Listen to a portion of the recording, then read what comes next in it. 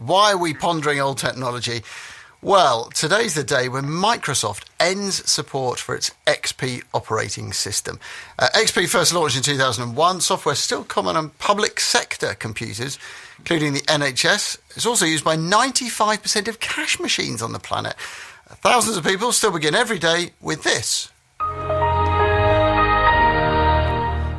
Without support, it's feared computers use XP will be vulnerable to attack. So the government is paying about £5.5 million to provide cover for public sector organisations for another year.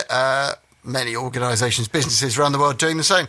Paul Vlissidis is with us, director of NCC Group.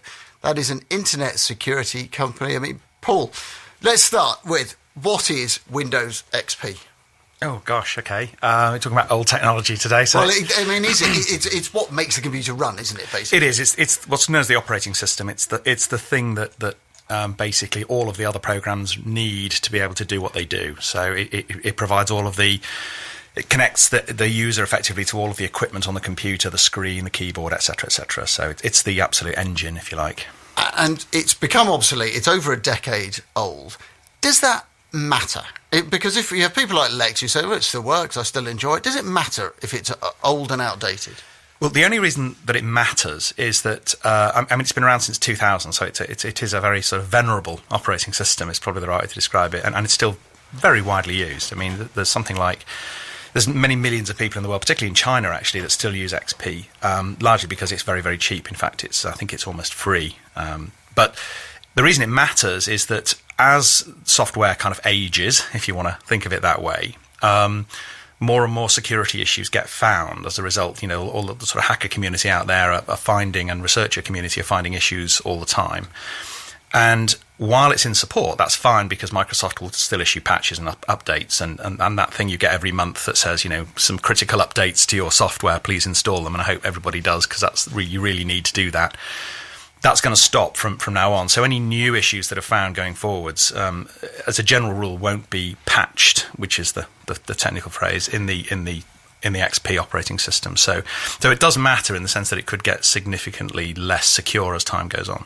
Which must be a little bit worrying. I mean, a lot of the UK government systems are based on this. The NHS, hundreds of thousands of computers are based on XP. The government had quite a lot of time, though, to upgrade the computers. I was surprised. You know, they had 7 years to go to something new. Why do you think it's taken them so long? So, well, first of all, I mean, as Adam pointed out, the government's paying Microsoft specially to support it, basically to keep all these things. And it probably makes good economic sense to do so, in truth, because if you've got many, many thousands of computers all working fine, they're not broken, they're working fine, they're supporting the users, no problem, then, you know, the £5.5 million they're paying Microsoft to support it is probably way cheaper than the many, many millions of pounds it would cost because, of course, these days, as I'm sure you know, if you have a laptop or whatever, if you you can't just upgrade the operating system. If you upgrade the operating system, guess what? You need new hardware, so you have to upgrade the hardware. So the actual cost of upgrading is massive. So therefore, you know, it does make economic sense to kind of, you know, extend what they call the tail of support for as long as possible. But, you know, there is going to come that crunch moment where everybody realises that they have no choice but to upgrade. I mean, you just can't not do that eventually. What about cash points? Are there realistically issues that we should worry about? Because, as we said, 95% of the world's cash points run XP, but presumably it's a modified version. Well, yes.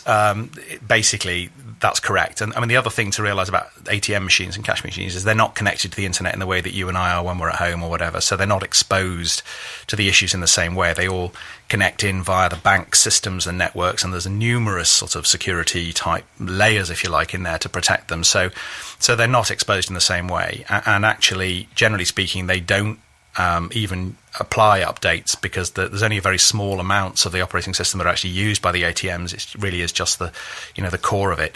That said, all of the new ATMs are, of course, on the new Windows, and there is a general move to migrate ATMs across to the new Windows.